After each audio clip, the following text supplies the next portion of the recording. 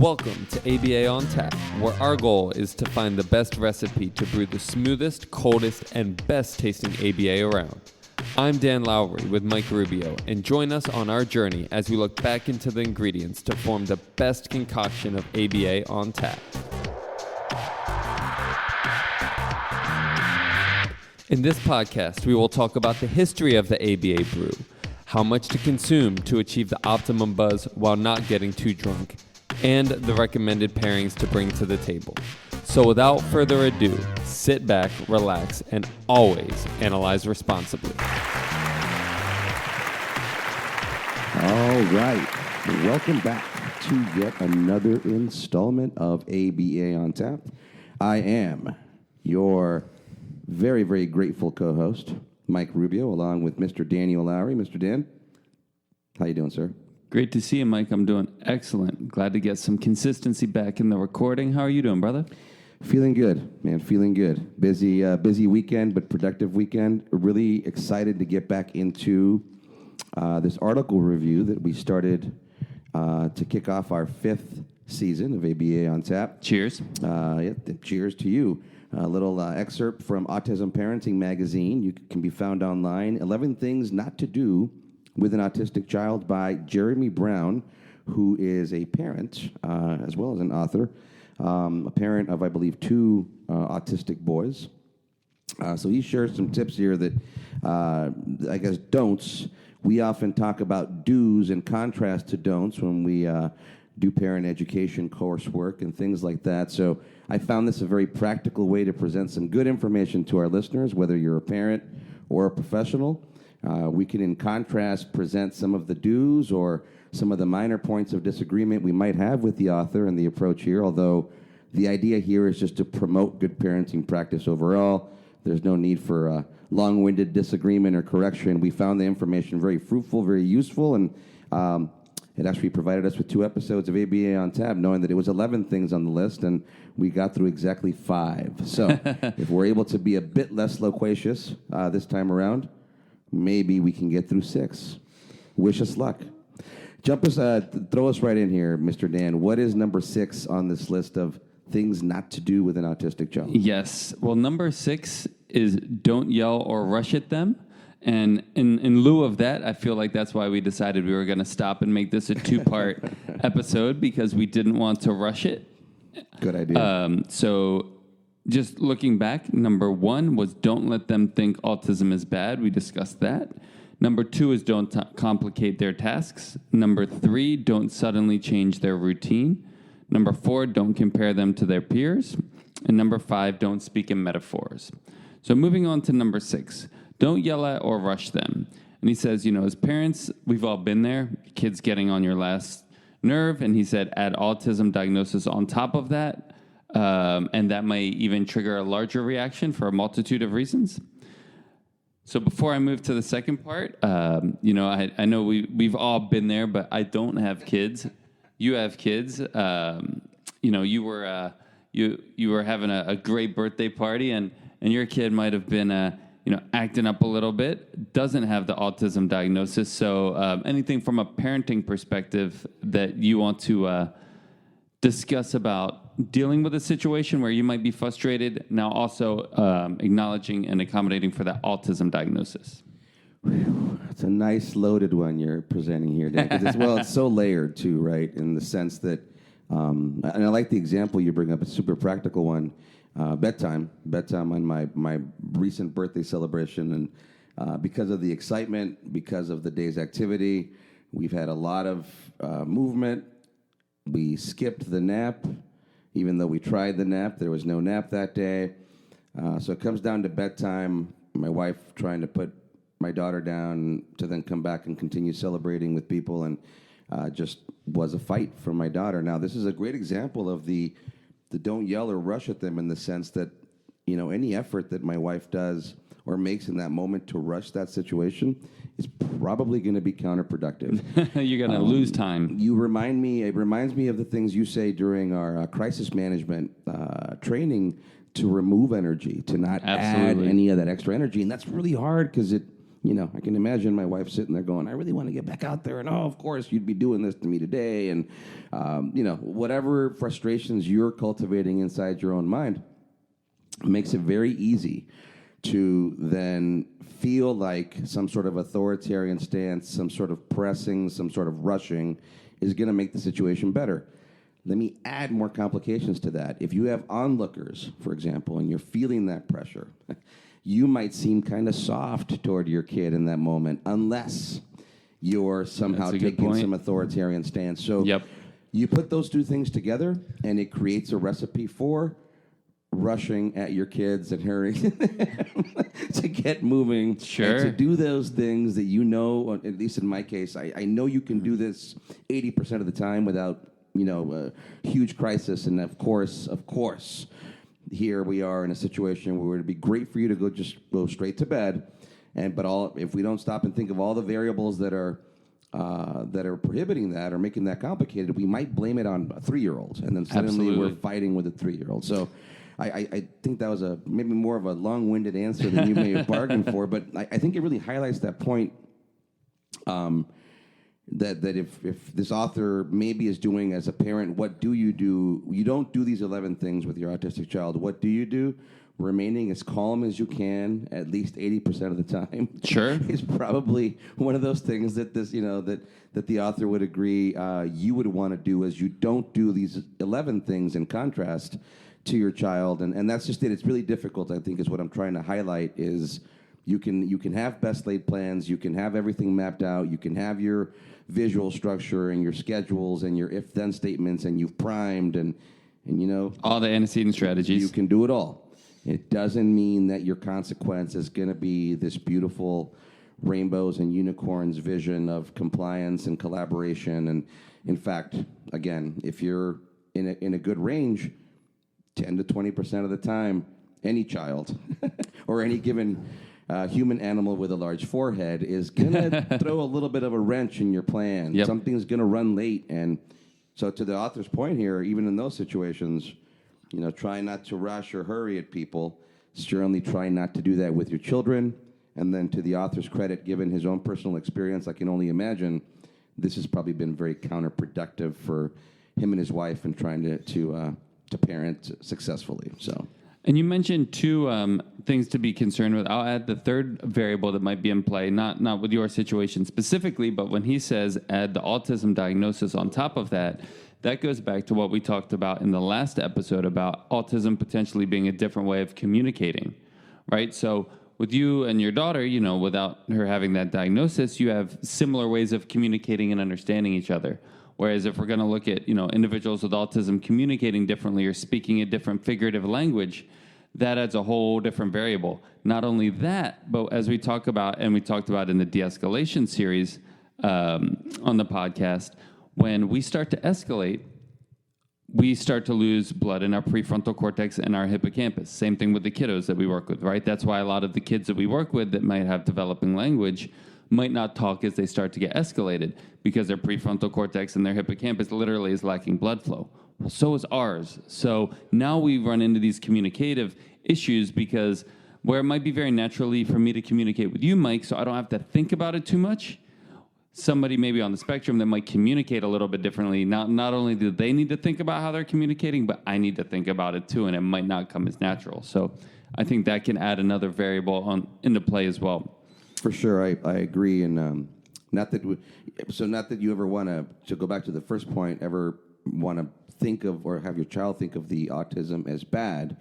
We have to acknowledge the author's point here that there are certain traits, individual traits that may or may not be related to the diagnosis. Maybe here he is saying these would be related, particularities, that idiosyncrasies, if you will, that are going to be specific to every child, and certainly could be complicated or augmented by the autism diagnosis. And I think it's good to be aware of those things. It's good to know when you're walking into them, when you might be better suited to circumvent them or preempt those situations.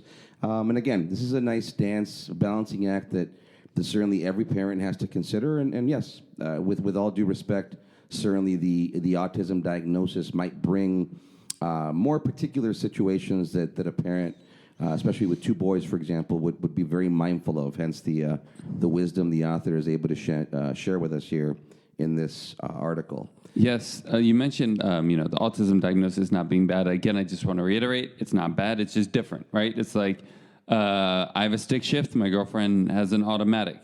It's just different. One's not better than the other. They're just different. And if you're not in practice, you might need to think about, how do I drive this stick again, right? Because it's just different.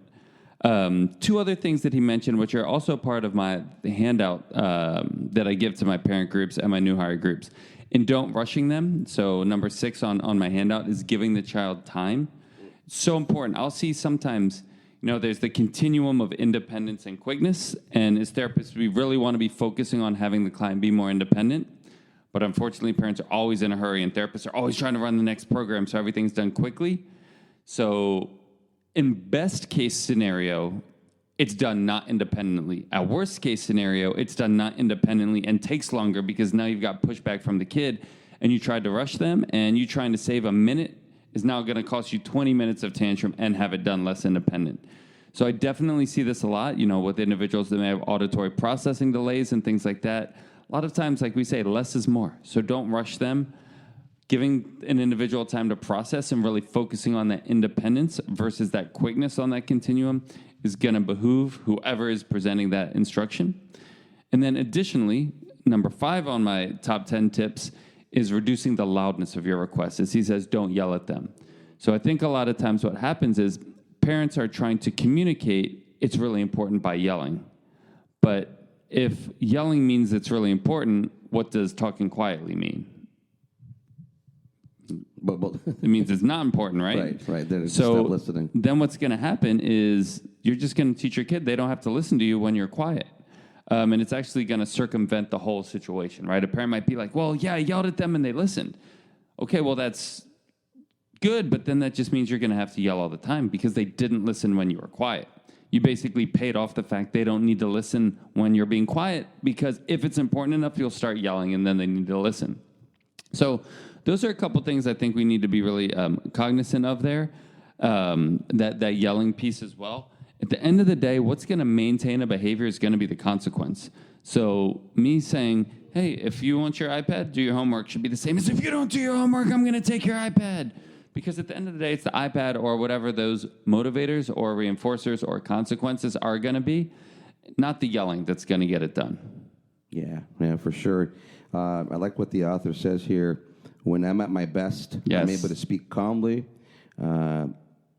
get him, my child, to respond calmly as well. Keeping your cool can help you and your autistic child communicate better and grow your bonds.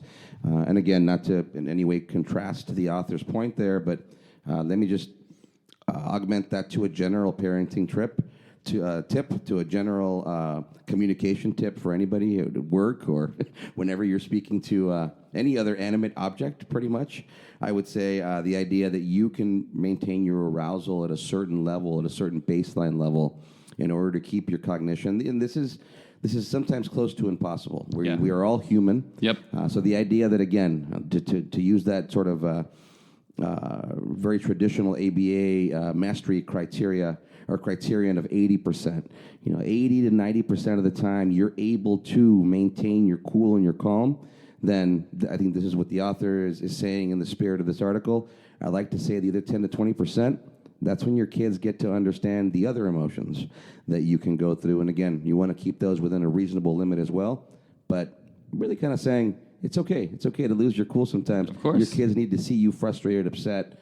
Sometimes realize life situations also make you cry. But again, really making those the limit, the very small portion, as opposed to the 80 or 90% of the time that you're super, super cool, demonstrating how to be cool, cognizant, calm, as you work through different solutions. And it does. I mean, again, I can say this as a professional. Much easier for me as a professional to walk into a situation and keep my cool throughout a 45-minute tantrum. Sure. And then I have to empathize and know that in my own home, as I can preach these things all day, when I put them in practice, those same 45 minutes with one of my children, being in some level of crisis can seem like an eternity. So I again, I empathize, and that's why I have to keep reiterating a lot of these self-regulation strategies that we talk to our clients about. or that I talk to the parents I lend education to about, I have to put in practice myself. And they do work. I can say they do work very well. It's not always easy to implement them. It's not always easy to practice what I preach. But I can say that everything that Mr. Brown here is saying in his don'ts, everything that you're contrasting with your do's, these are certainly strategies that will prove effective if you can be consistent as a parent and or professional. Absolutely. And like you mentioned, it's so much easier to do it with a client than your own kids because you're not paid to be with your own kid unconditionally, right? I think I pay a lot to be with my... That's a different... That'll be the next podcast. But yes, just kind of wrapping up what you said and expanding on it. I think you can acknowledge that you've seen this because I've seen this a lot in the field as well. You know, parents yelling at their kids to calm down. That modeling favorite. Piece, right? It's my Absolutely. favorite. One of the parents, it was really cool actually, in one of my parent groups, mentioned that she had the realization because her kid now tries to interrupt her because she works telehealth in her meetings. And then she realized, oh, well, when the kid's doing his telehealth school, a lot of times she interrupts. So she's like, oh, did I set that precedent? And I think we have to be cognizant of how we're modeling things as well. As you mentioned, that yes, we might get upset, but it's going to be really hypocritical and counterintuitive if we're expecting a kid to be calm as we're not calm. Understanding that we will, like you said, 10 to 20, maybe even 30% of the time lose our cool, but it also comes down to how are we going to restore that situation and explain that situation to the kiddo. So understand that maybe when we all get back to baseline, you go up to the kiddo, depending on their age, and explain, hey, you know what, I lost my cool, got a little bit upset with that, but I'll do better next time. Not just, well, I can lose my cool and that's okay, and you can't lose your cool and that's okay. That's not okay. So you actually you're suggesting apologizing to your child, Dan. That traditionally that might have been a no-no in ABA. No, I'm being facetious, obviously, but the idea that you're focusing on a more child-directedness or orientation, I think, is super important from a behavioral perspective. Knowing that we can think of an apology as something very qualitative.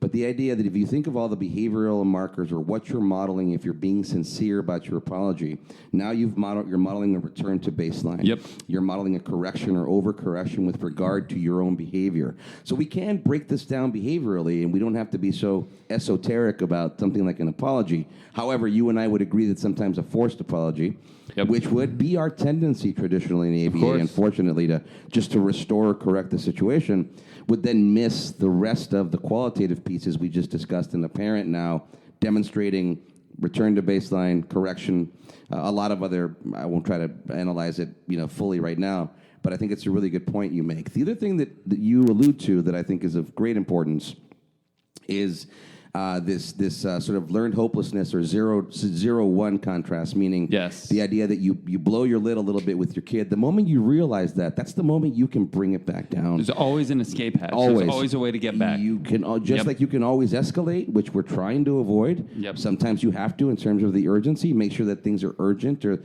there's an emergency, something that's really pressing before you purposefully blow your lid, those 10 to 20% of the time. But the idea that all of those things are aspects of observational learning that could benefit your child in terms of you getting frustrated, and then again, in that moment, you don't have to go to 60 miles per hour in those 3 seconds. You can rev it back down, bring it back down, hit the brakes, and demonstrate to your child, again, some good way to resolve conflict in that moment. So really, really good. We're going to get in trouble again. We have 5 points. We're already well into the hour here. Yep. And we haven't moved on to number 7. So unless you've got anything else, sir, move us forward. Yes, absolutely. We'll do that. I think what you said is incredibly valid. Always offering that escape hatch. So yes, we want to not lose our cool, but each point in that continuum, how do we get back to baseline? And even if we lost our cool, how do we restore it to the best of our ability? Number 7, this is actually an interesting one that comes up a lot, I feel like, in ABA as a whole. It's been part of the masking movement. It's been part of the kind of anti-ABA community, although this is something that I feel like ABA has done a good job of acknowledging and moving away from. And number 7 is don't try to stop their stims. I think that historically, ABA maybe didn't do a good job of this and was telling people that they needed to stop stimming or hand flapping or things like that. But everybody stims. Like you've mentioned, you get called in Price is Right. Those people jump up and down and spin and wave their hands and all sorts of things. So we all stim. My girlfriend can't stop stimming when it drives me crazy when we're on a road trip or something, always fidgeting or doing things, right? It's not an autism thing. It's not something that we should stop. In fact, a lot of times we don't even know why we're doing it. Our good buddy and owner of the company that we're at, during meetings and stuff, will move his leg, and it'll feel like there's an earthquake in the room, and it drives everyone crazy. But again, he's not on the spectrum. Just want to highlight everybody stims at times. But this is one of those masking pieces of not trying to get people to not stim, but try to, if it's going to become significantly socially stigmatizing, educate that person on that. Not saying you need to stop stimming. That then becomes an authoritarian piece, but might say, hey, if you don't want to stand out in your class, instead of hand flapping or spinning around, maybe you could squeeze your hands in your pocket, or maybe you could tap your foot or something like that. That may be a little bit more subtle and might less stand out in front of your peers, which kind of goes back to that original piece of, do we need to accommodate for individuals on the spectrum? Do they need to accommodate for us? Again, I will just reiterate, I think with the stimming piece, it's no longer you need to do this because this is weird, or you need to stop doing this because this is weird or because this is autism. It's, hey, these environments might perceive it like that, like in a certain way. And as a result of that, can I help you become aware of that? And if you are aware of that and want to not appear that way to other people, here's some other ways that you could stim, or you could self-regulate without it being so overt and apparent. That becomes a very interesting conversation, again, blurring the line between autistic individuals and certain traits that now we're assigning to a particular demographic based on a certain particular designation. I hope I'm going to make sense here. But so I chew on my pens. Nobody sits there and calls that a stim, right? It's only because I'm not diagnosed, perhaps. Again, I'm kind of asking these questions rhetorically or openly. Also, because you're able to focus on the task. I think one of the big differences with the stims that we see with the ASD is it's all consuming. So instead of, and again, it goes back to maybe they actually are focused on us, but because they're looking at the stim, it's back to that communication piece. But and thank you for you're moving me along very well here in my open-ended point that you made me think about. So yeah, that idea. So is it all encompassing? Is it not all-encompassing based on how the individual is reacting? Is it in any other way interfering? Meaning if I'm chewing on my pen and that's where it stops versus I'm chewing on my pen and it's collecting drool and then I'm flicking my pen. So there's so many levels. This becomes such an interesting conversation because you can get into the minutia and get way deep into the weeds, and then sometimes it's as simple as saying, hey, it's about the rest of us being more tolerant. That's not really harming anybody. Exactly. So there's just so much space in between there. This is one of those areas where I think maybe from an ABA alongside the neurodivergent community, one of the areas where we could probably cultivate much more exchange and dialogue, because I imagine it is a lot of these things that traditionally professionals in ABA might have tried to stop for reasons of idiosyncrasy. And certain people are saying, no, man, it's like me asking you not to tap your foot. What do you care? Unless it's really shaking the whole table, in which case, tap your foot over on the carpet. It won't make a difference unless I see it. But it's more like, in your example, the idea of us singling somebody out in a meeting, and no matter where they're tapping their foot, saying, hey, stop that. That's bothering me. We can also become hypersensitive or over-focused on those things. Again, now, and we are, I'll be not the first to say it, but I'll be the one to say it next, and I'm sure you'll agree. We have been guilty of that in ABA and sort of trying to do this correction-style approach of you're flapping your hands. If you don't flap your hands, then the optics are a little bit more normalized, and therefore we've made progress, but we may have left some individuals devoid of a very important self-regulatory process. Whether we think it looks weird or not, it shouldn't be an issue, right? Yep, that's a great point. I feel like historically in ABA, we may have been a little bit authoritarian and saying, like, the way that you need to act is you need to act like how I'm acting, physically. And that is very authoritarian. It's cool because in my training, when we go over the functions of behavior, there's one example that I go over where I talk about, identifying the function of a kid spinning in his room, looking out a window filled with light. and we identified as sensory. And they're like, well, why do we need to stop that? And I'm glad that they asked that question, because we don't need to stop that. It's not hurting anybody. It's not affecting anything. I think the issue with the stims is saying that the only way you can exist in this world is if you act like me. That's where we run into some problems. But if we say there's various ways of you existing in the world, and here's going to be potentially the consequences of each one of them, as we're concurrently maybe educating other people that other people, like, say, neurotypical people, that other people on the spectrum may be behaving differently. It's not wrong. It's just different. That can be that balance of accommodation kind of on both ends of the spectrum. One of the more interesting resources I've come across, and I don't have the reference here in front of me, and it's going to slip my mind, but I think it's out of Penn State University.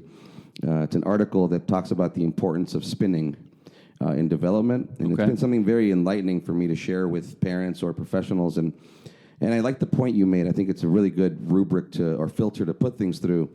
The idea that my child is spinning incessantly and exclusively, over and over and over and over again. They don't engage in any other activity. They don't look at any other person, or they don't grab any other object. They just spin, spin, spin. So the notion that I might stop that, no, the author's saying that's not what we do. The notion that I might collaborate or join that now in a way that then contingent imitation. Contingent imitation works very nicely. Mm-hmm. Counting the spins before you maybe touch their hand, giving them something in their hand to move around, or a marker to see every time they pass you, to sort of engage their gaze shift or their eye contact. Absolutely. Which is going to be something important for You've the next expanded, not just done the repetition, but you've expanded. expand and vary. Can you become a part of it knowing that, and they might very well tell you, no, don't interfere with me. Now that's your way of interacting. Oh, you told me no. Let me acknowledge that. Now let me decide whether I'm going to try to engage you again with that, knowing that you told me no. How long am I going to pause? So my point being, there's a lot of things to task analyze in these situations. The main point being, no, don't stop it. Obviously, if it's injurious, that's going to be a different level. We won't get into that, but the obvious, the answer should be pretty obvious there. But I really like the way you broke that down. What is the overall impact of the stim? Absolutely. And then knowing that the aim isn't to stop it outside of highly risky or dangerous situations, where do we go from there? Now it's much more open-ended. And it kind of goes back to what we talked about on the previous one, too, where you were talking about, your wife dealing with your child as she was tantruming. A lot of times, too, our response is going to be based on our perception of how other people around us are judging, right? So in that situation, you mentioned somebody might not appear to be harsh enough, I think is the term you used, or somebody strict enough might appear to be placating it. Now we might be worried about are these other people not think I'm involved in this situation. Same thing with stimming. This used to be one of the number one things that parents would want to work on when we would do the functional analysis is, I want to get my kid to stop spinning. Why? Because of the optics of it. And it looks weird. Yes, it looks weird, and it makes the parent feel a certain way, not the kid. So now we're doing, something, as you talked about, now we're trying to give the kid the drug for a symptom that the parent's having. Sure. And again, it's all self-regulatory at the end of the day. And we can all relate based on certain little motor movements or repetitive things that we do to self-regulate, whether you're tapping your foot, in the air, on the chair, on the floor, putting your pencil or your pen in your mouth, any of it, that we all have a million things that, based on our own profile, nobody has chosen to scrutinize or to single out. Yep. And again, it starts with that, the idea of what is the function of this? Is it some sort of, automatic reinforcement in terms of input? Is it some sort of pain attenuation? We can all, the idea that I hit my thumb with the hammer, and for some reason pounding my fist on the table makes me feel better. Or pacing, yep. Right, we can all, or cursing or yelling. The idea that distress expression or that overload and catharsis of it is going to be helpful. That's why we cry, for example. So, I think that there's a lot to learn here in terms of the idiosyncratic nature of what we call stims or stereotypy, and then how maybe we over-encroach on those in an effort to normalize, which, again, the author is certainly cautioning against, and we agree. Don't stop the stims. Analyze them. Figure out what the purpose, the function is. Go with it. Go with the flow. Certainly there's going to be things that are from a social perspective, more or less appropriate. There are people that might go too far in the other direction, in my humble opinion, and kind of having things that might be a little more impactful in an environment that isn't ready to sustain them. Exactly. Please be ready to collaborate in those situations too, knowing that the idea is that we don't want to encroach on any given individual. We don't want any individual to be perceived as encroachment on their greater environment if we can avoid that. Yep. Before I move to number 8, anything else you wanted to touch on the stimming? No. I feel like that's a good one. That's a good one. Thank you, sir. Number 8, well, this kind of goes with the stimming, is the don't force eye contact. And that's where we talked about, stimming being all-encompassing, because an individual might be looking at it. And so often we associate eye contact as attention. But in fact, we don't. And in fact, I will pass this to you and shout you out for this one, Mike. You have been a really integral resource, and you've brought to our company the idea of changing eye contact to gaze shift, because we rarely target response to name. We now target response to auditory stimuli, and we rarely target eye contact. We target gaze shift. Let me pass it to you. Well, thank you, and I have to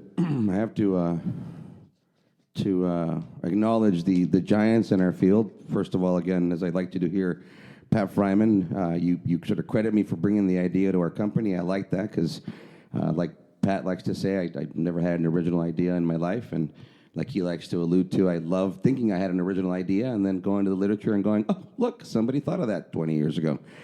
So in that sense, Schreibman, Whalen, and Ingersoll, I came across some of their research, kind of PRT-oriented toward naturalistic teaching oriented research. And in their joint attention protocols and the research they've done there was a real focus on gaze shift, knowing that, to your point, I think you explained it very eloquently, and it fits back into this authoritarian piece of sort of correcting things and making them look from an optics perspective as the rest of them, as what the normal vision is supposed to represent, and then working from there, sort of a bottom-up approach. The notion that gaze shift, little things that have come out from our exploration of this, like what is the purpose of eye contact from a developmental perspective? Well, there's an etiquette piece, there's a cultural piece to it.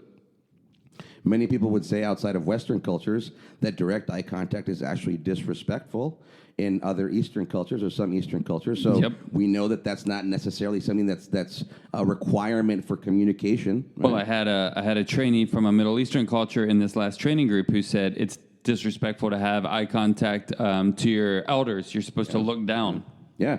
So again, now, meaning that as a child, for me, the developmental piece here that really resonated for us was saying, why do kids need to look at our faces? And it became more about something like a 3-point gaze shift.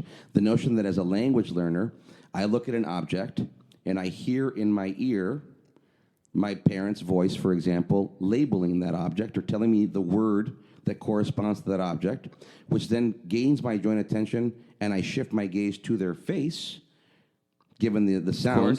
Hopefully they tell me the word for that object again.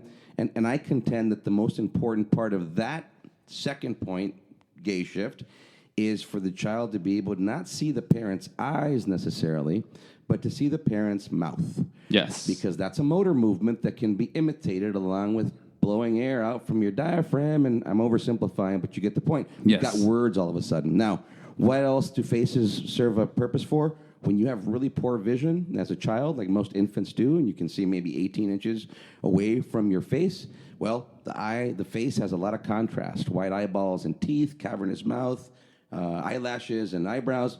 A good way to start understanding how things symbolically orient when your parent is expressing emotion, for example. So these are all things that, again, I don't think we had traditionally looked at in ABA.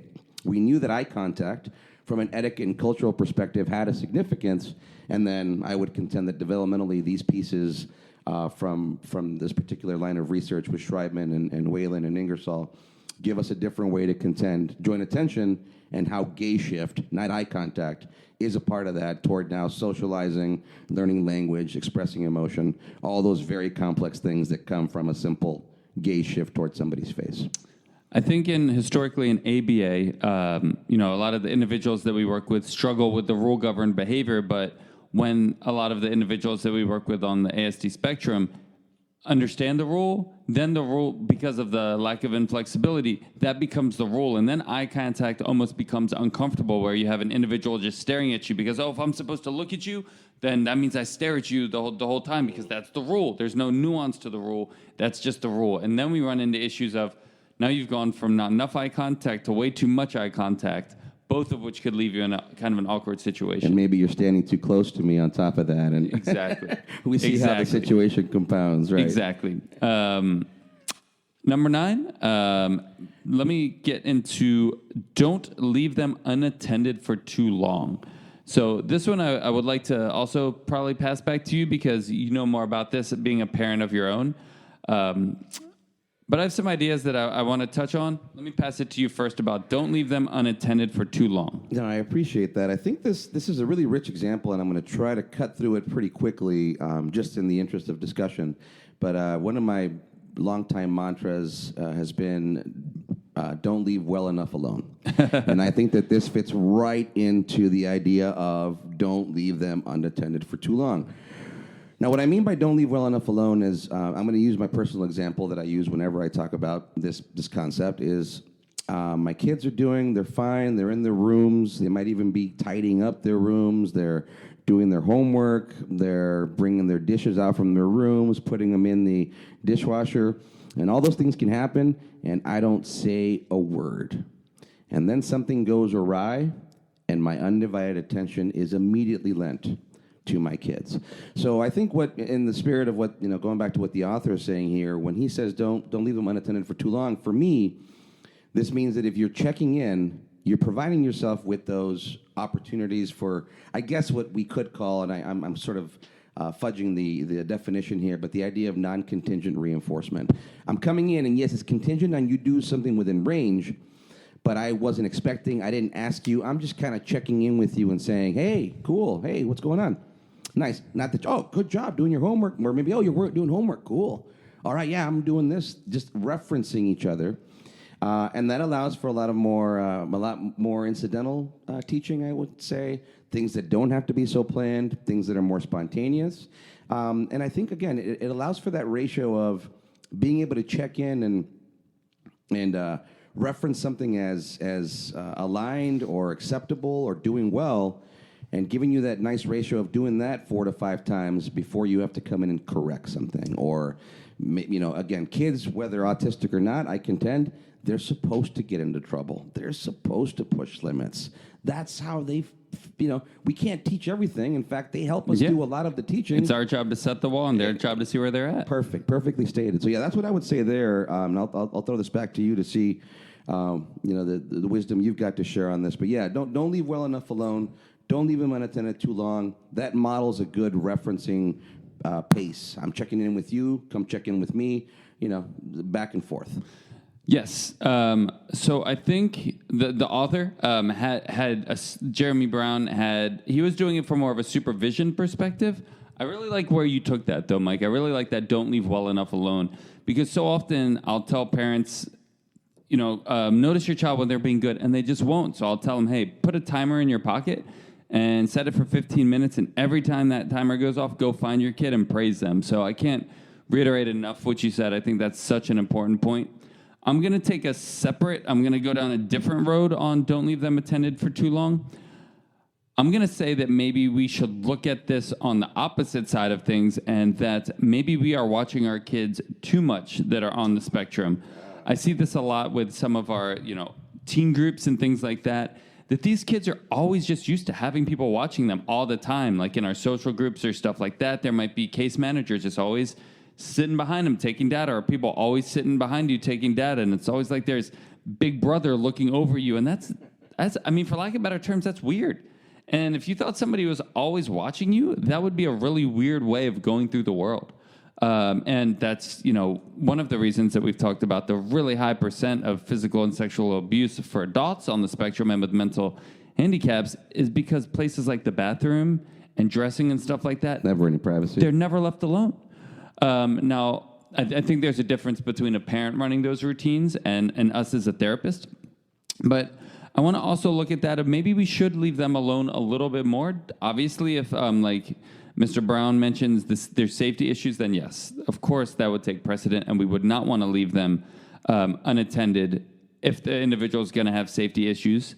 And yes, we should, like Mike said, make sure that we're noticing the good behaviors that they're doing, but also making sure that we are giving individuals time to be alone and have privacy is a really important thing as well. Right on. That's a good point the author makes there. I like the contrast that we were able to present along with the author's view here. There's some level of referencing, some level of autonomy that you have to respect. I think that's a really good balance right here. It's a dance. Checking in, giving them space, checking in, giving them space. Number 10 is don't force them to eat food they don't like. But before we talk about food we don't like, let's talk about some food we do like. Yes, sir. Well, we've been talking a lot about keeping your cool, keeping your calm, being able to perform at your best mentally, and it's a good time to talk about Magic Mind. I could not be happier to be able to feature this product on our podcast. Being a parent, I think I talked about this last time. At this point in time here, it's early in the afternoon for us in San Diego. We record on Sundays as my daughter takes a nap. And at this point, I'm 6 hours into the full-time workday. I'm almost 8 hours into having done yard work or grocery shopping or some level of driving back and forth. So by the time we get to the podcast, I need that extra boost. I've had my coffee, and in fact, I got to tell you that this is really good behavior I've been adopting. 3 days before, usually, if not more, I start taking this, knowing that I need to prepare to be at my best mentally, and I need something fresh, something clean tasting, something with good, wholesome ingredients. And a lot of people don't know what these are, so Mr. Dan, I'm going to get your help here. Really simple things like lion's mane mushroom. Tell us a little bit about that. Which may improve mild cognitive impairment, help for depression and anxiety, speed recovery of nerve injuries, heart health, stomach ulcers, and even up to cancer prevention. Amazing stuff. What about another nice natural ingredient like rhodiola roses? What did you find on that, Mr. Dan? Similar things. So really good for treating stress-induced fatigue, stimulating the nervous system and depression, and just general alertness. Awesome. What about something very popular on the market these days for alertness and calm? L-theanine. So what if I was to tell you that also helped reduce stress, improve mood? But L-theanine also has a sleep component. It helps improve sleep, which, as we all know, if you're not sleeping well, you're not being well. So add B vitamin complex to this, a little bit of matcha, nice agave for sweetness. You've got a beautiful little nice clean shot. I keep it cold in my refrigerator, take it along with my coffee. And again, the more days I do this in a row, the better I feel the effects. It's hard for me, almost impossible these days, sir. Then thanks to Magic Mind, I don't have to worry about ever recording ABA on tap without my Magic Mind shot. So, to boost your brain performance, your memory, your mental acuity, your alertness and awareness, add Magic Mind to your day and do it today. Simply use the link in our episode description or go to www.magicmind.com/ABA on tap. That's www.magicmind.com/ABA on tap. Use the discount code ABA on tap in all caps to receive 20% off your purchase and 56% off a subscription. Let's go. All right. Rediscover your mental power and endurance.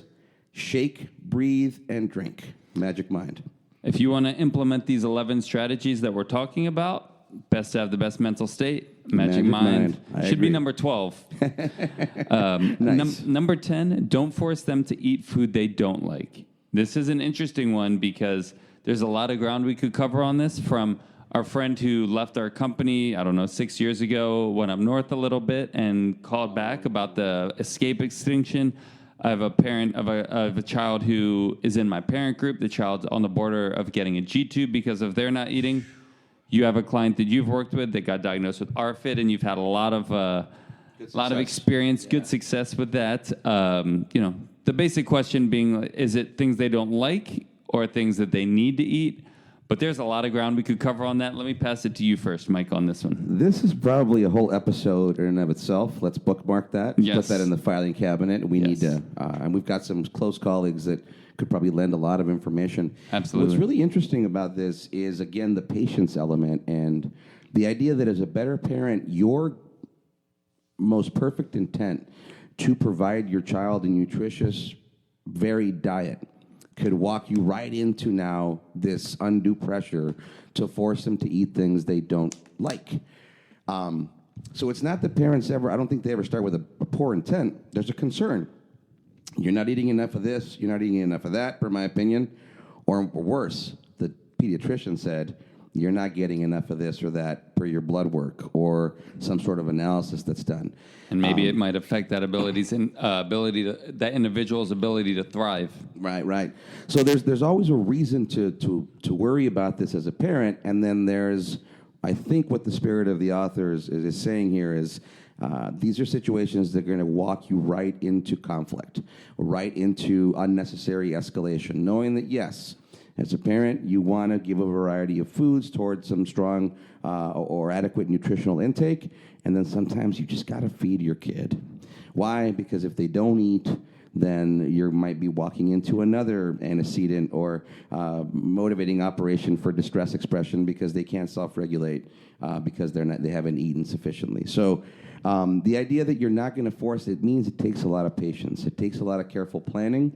It takes a lot of modeling on your part. Mm-hmm. It takes a lot of what I've called in my recent work food science, meaning that instead of placing any focus or importance on the idea of the child placing that food in their mouths, we want them to experience it with every other sense first. Yes. And almost removing, almost like discouraging the idea that we don't want you to eat it. We want you to smell it, touch it, cut it, look at it, learn about it, how it grows, where it comes from. I'm going to inform you on every other aspect of this food and stay very patient throughout that, knowing that I might have pressures as a parent to supplement the nutritional intake or the caloric intake, or there's a lot of really very real challenges that can worry a parent around eating.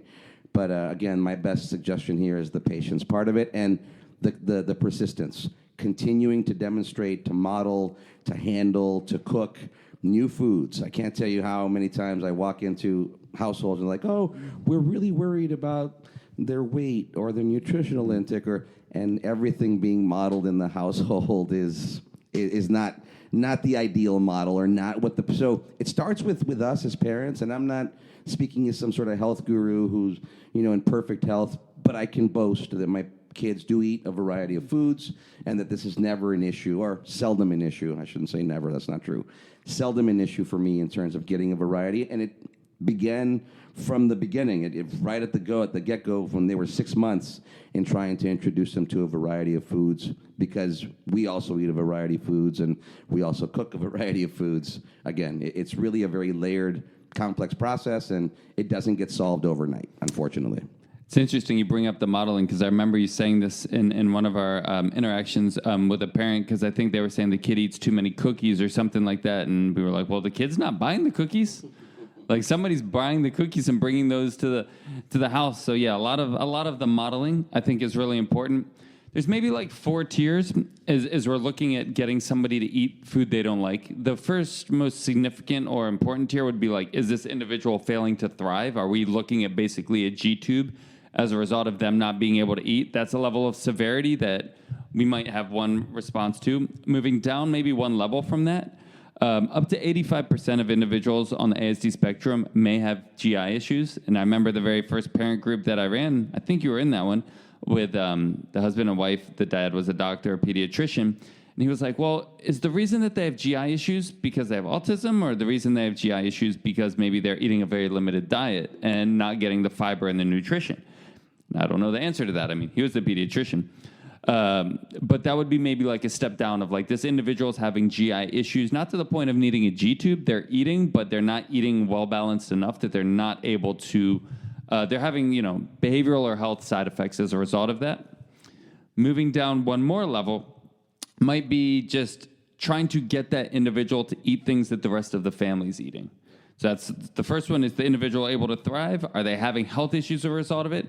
Now are you having to, so is the parent now having to cook a separate meal for the kid as opposed to everybody else in the family, which is time consuming and maybe now not necessarily as much of an inconvenience on the kid because the kid isn't having GI issues or isn't failing to thrive, but it's more of an inconvenience around the people around them. They're going to, I don't know, In-N-Out, and now they have to also stop at Carl's Jr. to get the chicken nuggets because the kid won't eat the In-N-Out. Like, that becomes an inconvenience.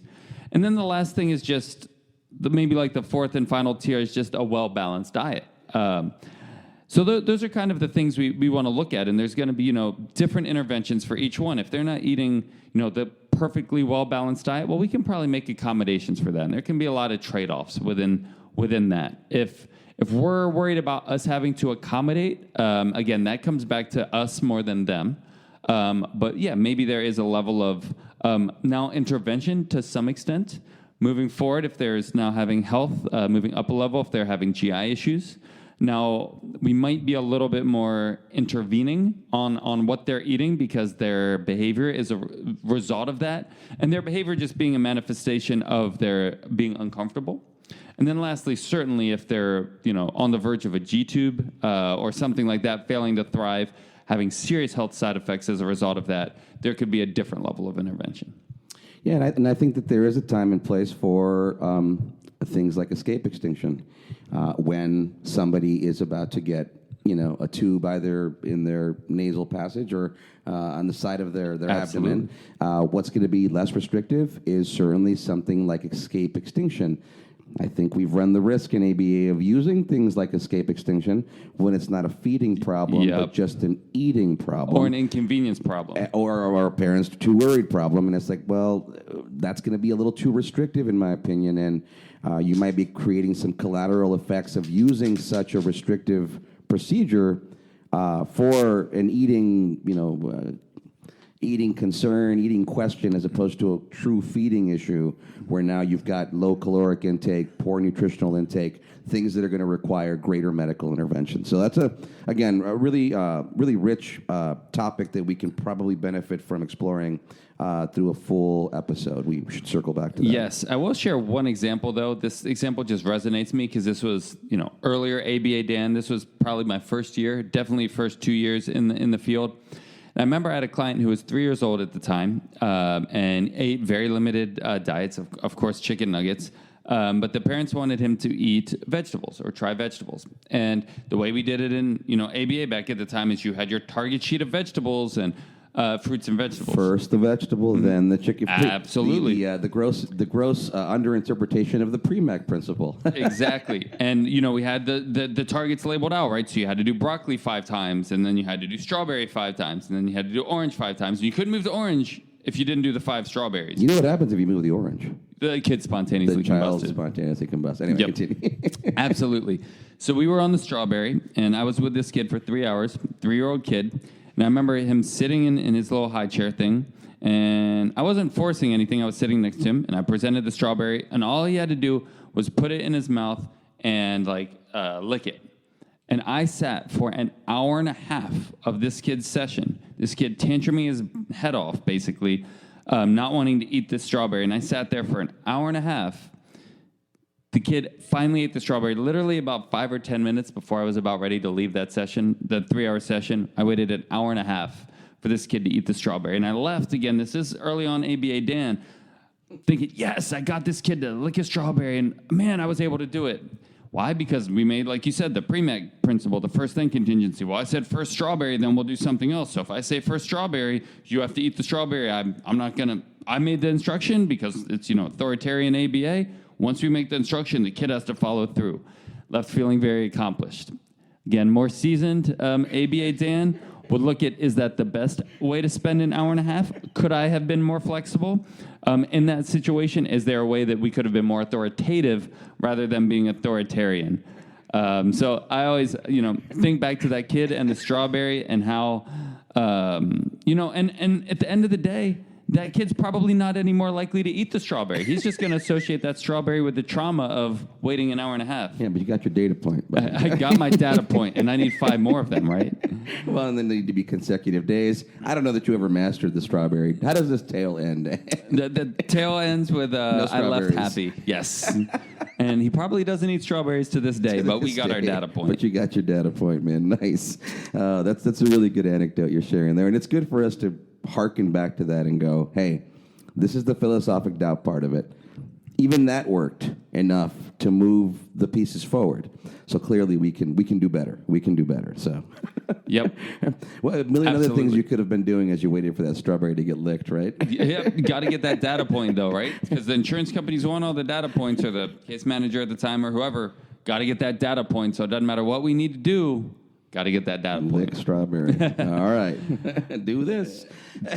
Yep. All right. Moving on, man. We're wrapping up here, getting close to our hour. Our timing has been perfect. We get to do Mr. Brown's article full justice. We got one more, yes? Yes, one more. Yes, sir. Number 11, don't give up, which also might be a whole nother episode, but go ahead, Mike. Wow, man. What can I say about that? So if you've arrived at a comfortable set of procedures, if you feel like you understand the function of your child's behavior, if you practice what you preach and do the breathing exercises and you self-regulate, if you've achieved that 80 to 90% calm and cool situation, then persistence is the next step. The idea that you rinse and you repeat. Some days it's going to be shorter. Some days it's going to feel longer, and it might be longer. This is where the data does come in, as much as we might poke fun at how entrenched we can be in our data sometimes. The notion that we can look objectively at the fact that average distress expression or tantrum was 30 minutes and now it's 20. Good point. That's good. That feels good to parents. That feels good. That's a reward saying, wow, I put forth this work and it was hard, but I see the improvement. I can feel good about myself as a parent. I can feel good about my child's progress. Hopefully the 10-minute difference is now leading to the expression or emission of very rewarding or reinforcing replacement behaviors as well, where they're enjoying their child. And that's where I would go with this idea of don't give up. It's learning is dynamic. It's gradual. It's constant.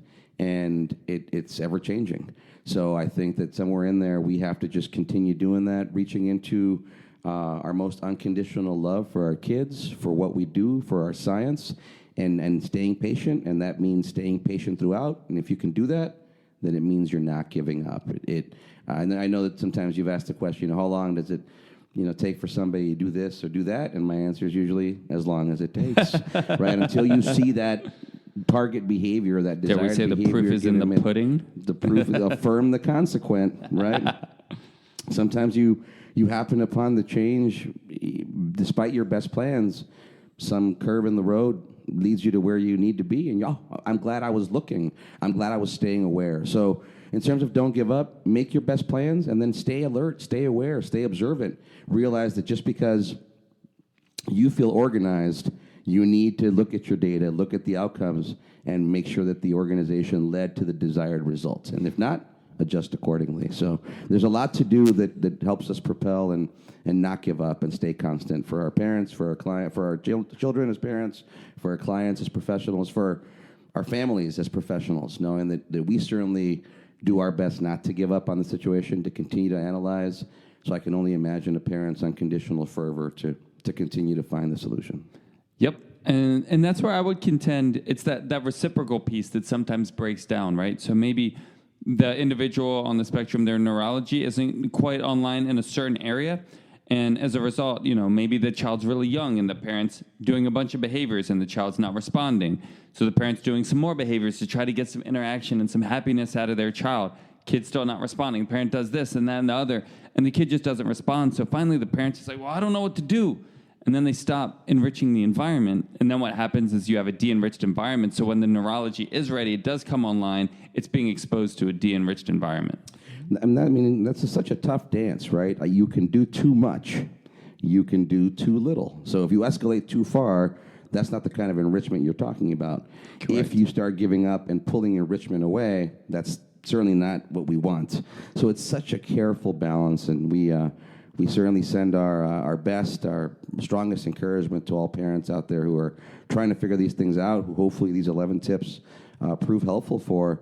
Yeah, I mean, this is good stuff from Mr. Brown. We appreciate his article very much. Any closing thoughts, sir, as we hit the hour mark? I do have one closing thought on the don't give up.